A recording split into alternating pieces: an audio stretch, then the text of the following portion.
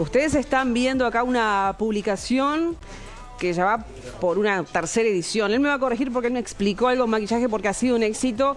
Hace 20 días que se realizó su lanzamiento e Indomables, que relata la historia, cuenta mucha cosa de estos dos grandes personajes de la vida política de nuestro país, Lucía Topolansky y José Mujica. Ha salido a la venta y se ha agotado en todas las librerías. Debo decir que mi licencia estuve buscando en el querer adquirirlo, porque no estaba en Montevideo y claramente no lo encontré, porque Pablo Cohen ha hecho otro nuevo éxito. Bienvenido, Pablo, de la casa, además. Hola, Pablo. Un gusto. Gracias, estar un placer estar acá y un gusto tanto la respuesta de la gente como aclararle también a todos que ya está. Las nuevas ediciones ya están en las librerías de todo el Uruguay. Bien. Perfecto. Pablo, en virtud, comencemos por lo más reciente, porque obviamente que lo que mayor repercusión ha tenido han sido las declaraciones que en este libro vierte la ex vicepresidenta de la República, Lucía Topolansky. Es inexorable preguntarte a vos, como periodista, como persona que estuvo compartiendo esas entrevistas durante un año, si entendés que estas declaraciones de Lucía Topolansky fueron de alguna manera pensadas a sabiendas de la repercusión que iba a tener, o si en la comodidad de lo que significaba este diálogo contigo, ellas simplemente las brindó. Buena pregunta, solo ella lo sabe. Solo ella lo sabe, porque vos pensás, Robert, que cuando estás haciendo un libro, en este caso me llevó un año. Ella me dijo eso en mayo de este año. Para los que decían que esto tuvo alguna intencionalidad y que fue coordinado, me lo dijo en mayo de este año. Estamos hablando de temas que tenían que ver con los derechos humanos y con la lucha por memoria, verdad y justicia. Y con un tema filosóficamente muy relevante, que es cuando un militar no quiere hablar, ¿no? Alguien que estuvo vinculado a la represión ilegal, ¿qué haces? No sos como los militares, no puedes torturarlo. ¿Qué haces? ¿Cómo solucionás eso? Y de repente empezó a hablar de este otro tema que se ve que lo quería decir. Y yo te diría lo siguiente, dentro de la serenidad con la que hablamos durante un año de los temas más variados, a mí en el momento, yo me acuerdo que le dije, wow, esto no lo esperaba, y empecé a hacer repreguntas. Claro, te iba a preguntar eso, ¿qué te sucedió a vos? Periodista nato, que escucha una declaración que vos ya asumiste que va a ser noticia.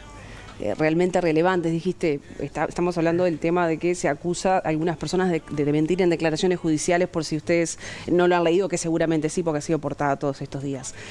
¿Te pasó realmente eso con este titular y con muchos otros que debe tener el libro? Sí, lo que pasa es que un libro, yo siempre digo lo mismo y soy un poco reiterativo, pero deliberadamente, un libro no es una nota larga, es un libro, entonces tiene más atemporalidad que temporalidad. Vos no podés caer en la tentación del título. Esto tiene 100 y pico de títulos, pero tiene que tener otra sustancia y otra temporalidad para constituirse en un libro. Entonces, el equilibrio entre una cosa y la otra es la que te permite que vos agarres esto dentro de 2 o 3 años y que siga estando vigente.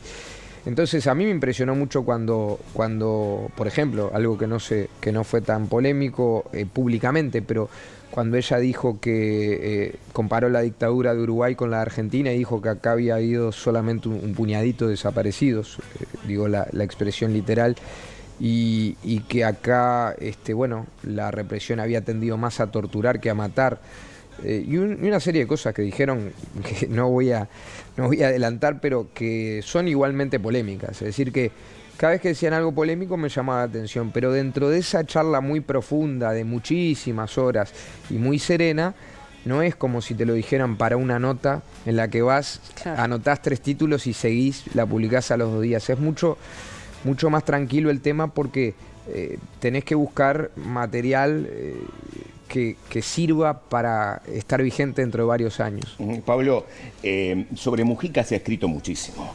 Hay decenas de libros de su periodo cuando fue presidente, incluso hubo periodistas del extranjero que vinieron a hacerle entrevistas. Más, no se había hecho antes, o por lo menos yo desconozco, una entrevista en la que ambos participaran. Sin embargo, en este libro hay un peso importantísimo de Lucía Topolansky. Para quienes lo hemos leído, existe casi una suerte de guía del libro marcada por Lucía Topolansky. ¿Esto estaba previsto de antemano? ¿Era el diferencial que vos buscabas para este trabajo llamado Los Indomables? Muy buena pregunta. Sí, era. Porque, digamos que, ¿viste cuando un colega te dice, no entrevistes, qué sé yo, a Rosario, pues ya la entrevistó Pablo? ¿Qué tiene que ver? Vos le haces una entrevista distinta y es mejor, ¿no? No es como una noticia que si la da un colega ya perdiste. No, la entrevista siempre te da la posibilidad de encontrar nuevas aristas en una entrevista. Pero a mí me parecía que para que verdaderamente fuera todo novedoso, el enfoque tenía que ser distinto, desde el primer momento. Razón por la cual el enfoque fue, me gustaría que ustedes dos protagonizaran este libro y que estuvieran a la par. Y si te fijas, ellos protagonizan de una manera curiosa, es decir, a veces es más protagonista ella, a veces es más protagonista él, y a veces es más protagonista la unión entre los dos, que es muy difícil de definir, porque son personas muy distintas, pero que se adoran. Entonces esa búsqueda está ahí desde la tapa, que es Los Indomables Topolansky-Mujica, y termina siendo más protagonista Lucía que Mujica. De manera que me parecía importante que ella hablara de lo que piensa, de lo que cree, de la infancia tan particular que tuvo, de cómo se formó como lectora, como potencial escritora que quiso ser, y de un montón de cosas que le había dicho a gente conocida pero que no eran públicas. Y que además eso me parecía que iba a ayudar a entender mejor a Mujica, el pensamiento y la acción de Mujica. Entonces fue deliberado, pero si no hubiera sido por la generosidad que mostraron ellos como entrevistados, el resultado hubiera sido más pobre. En algún momento dijiste que la publicación tiene vuelo propio. Yo creo que sí, para muestra basta un botón, claramente. Pero te quiero preguntar porque capaz que involuntariamente o conscientemente se relata una historia de amor que nosotros no la veíamos más que los informativos. Y acá se contempla complicidad, se contempla admiración, amor. Por ahí fue el foco tuyo, por eso te pregunto si fue involuntario o conscientemente dijiste, quiero que se vea esto que pasa entre ellos dos. Un poco y un poco. En el prólogo, Carlos Pani dice que una buena entrevista tiene que tener un grado de conocimiento alto del entrevistado, pero que ese grado de conocimiento no puede estar obturado, es decir, no puede obturar la curiosidad.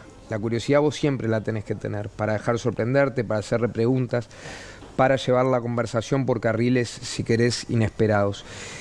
De manera que yo me dejé sorprender, porque es una historia de amor increíble y porque la cotidianeidad de ellos, la manera en que se relacionan es muy particular, muy particular. Él tiene una dependencia por ella muy grande y ella tiene una devoción por él muy grande, y la frialdad aparente de Lucía Topolansky cae cuando Mujica está mal de salud, cuando le pasa algo, y ahí tú la ves sufrir en espejo, desvivirse por él, atenderlo como nadie, hacer cosas que de repente debería ser una nurse o una enfermera o un médico, ¿entendés? Es impresionante. Yo he visto a Raquel, su secretaria, la secretaria de Lucía, hacer cosas increíbles, y he visto a dos mujeres verdaderamente salvar a Mujica. O sea que cuando Mujica lo dice no exagera. Una es la doctora Raquel Panone y otra es Lucía Topolansky. Te quiero preguntar, y ya te dejo, Robert, justamente acabas de mencionar la enfermedad de Pepe, que realmente fue un cimbronazo, más allá de que me hables de un hombre de edad que ha dado mucho por la política y demás, de adversarios y de fanáticos también. ¿Qué impacto tuvo en el libro? O sea, ¿la enfermedad se le detecta, se le diagnostica y ya habías comenzado con las entrevistas? Había empezado, sí. ¿Y qué impacto tuvo todo esto? Muy fuerte. Primero en el formato, porque nosotros acordamos entrevistas de una extensión, digamos, convencional, ¿no? Y después tenías un doble problema. Primero, para cualquiera la radioterapia es terrible. Imagínate para un hombre de 90 años con una enfermedad autoinmune, que tiene cáncer de esófago y que estuvo en cautiverio y fue guerrillero, ¿no? Claro. Entonces, no era solo recuperarse del cáncer, era que no le molestara, o que le molestara lo menos posible, la radioterapia. Así que lo que empezamos a hacer fue reuniones mucho más largas. Yo llamaba todos los lunes a Lucía y le preguntaba cómo está Mujica. Mal, no vengas. Bueno, bien, venite en 3 días. Y cuando iba, cada reunión pasaba a equivaler a 3 o 4 episodios. Claro. O sea, eran reuniones de 4 o 5 horas, porque yo sabía que después no lo iba a ver por un tiempo porque él no estaba bien. Incluso yo temí que el libro pudiera quedar inconcluso.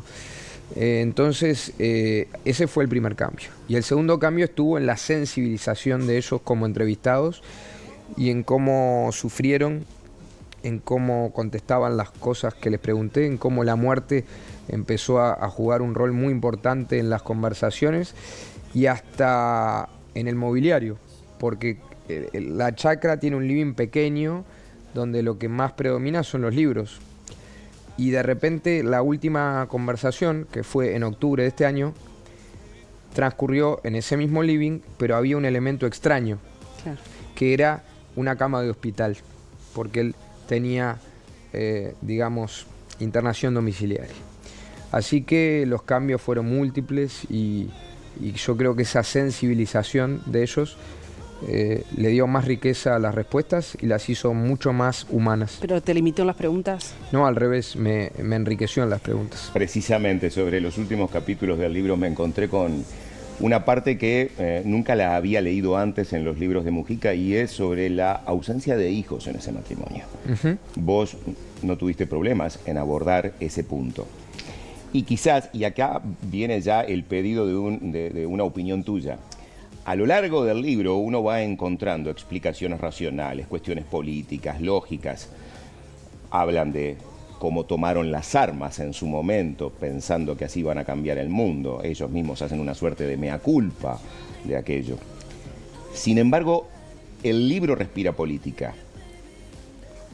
Faltó quizás esa parte donde alguien dice, bueno, por mi hijo o por mi hija yo hubiera hecho tal cosa, porque ellos no tuvieron hijos. ¿Pensás vos que esa vida dedicada de lleno a la cuestión política, a esa vida de ser indomables, estuvo signada por no tener hijos? Yo creo que la naturaleza de una persona es la naturaleza de una persona y la condiciona de una manera muy fuerte. Creo también que les hubiera gustado tener hijos. Creo que les causó dolor no poder tener hijos. Y me parece que buscaron otras maneras de tener continuidad a lo largo de la vida. Y creo que ven el movimiento de participación popular de alguna manera como un hijo. No es lo mismo. Pero creo que el amor profundo que siente el uno por el otro no fue alterado por eso. No imagino que si hubieran tenido hijos hubieran sido animales políticos de menor intensidad. Bien. Me parece inimaginable. ¿Qué te deja como periodista, como escritor, esta publicación? Has escrito varias, muchas. Esta en particular, ¿qué legado te deja? Lo que le deja a un periodista y un escritor un libro siempre es subjetivo, porque es mucho más imparcial un lector que el periodista y el escritor. Sí. Primero que nada, si yo te contestara en un año, te daría una respuesta mejor. Porque bueno, un libro se asienta, ¿no? Sí, se asienta, salen las ediciones, gente que lo leyó hace unos meses se te acerca, te escribe un desconocido, eso es lo que a mí más me gusta, ¿no? Pero eso, por un lado, es decir, me dejó ya en los 20 días que hace que salió, que no es nada, un nivel de intensidad muy grande, de fervor, muy grande. Y en segundo lugar me dejó un recuerdo muy lindo, porque uno no quiere tanto a sus libros por lo que son objetivamente, sino por la alegría que les dieron. Yo no puedo hacer como si fuera un crítico de algo que yo mismo escribí, ¿te das cuenta? Entonces lo que te puedo decir es que para mí esta fue una experiencia luminosa, la más luminosa de mi carrera junto a Habla Julio. ¿Por qué? Porque cuando escribí Habla Julio, un libro de entrevistas, el primer libro de entrevistas que consiguió el expresidente Sanguinetti, y cuando escribí este libro no recibí la menor presión, y todo fue risas, emoción y luz. Entonces el recuerdo del proceso es precioso y es lo que más me queda del libro. Pablo, felicitaciones, gracias por venir a nuestro living a relatar desde cerca y de primera mano cómo lo viviste, que también es lo que la gente quiere saber cuando compre la publicación y sepa que el escritor sintió tal y cual cosa y por eso lo hizo. Muchas gracias. Un placer, como siempre. Feliz Navidad. Feliz Navidad a todos y muy feliz año. Gracias, Pablo, muchas gracias. Pablo se tiene que ir rapidito porque con todo esto que ha pasado con el libro, Claro, obviamente... es más famoso que antes. Es impresionante cómo además lo están llamando de medios internacionales, todo el tiempo está... Y Pablo, para moverse así y con tranquilidad en estos días, lo que está haciendo es lo que hacemos todos en estos días de fiesta, cuando tenemos reuniones, despedidas. Ustedes saben que el tránsito a veces se complica y en el tránsito nos cuidamos entre todos. Así que ya sabes, en el tránsito nos cuidamos e incluso si tenés que ir a un brindis, no manejes. Si tomás, no manejes. Sabes que el taxi te lleva y nosotros nos movemos con Radio Taxi 141.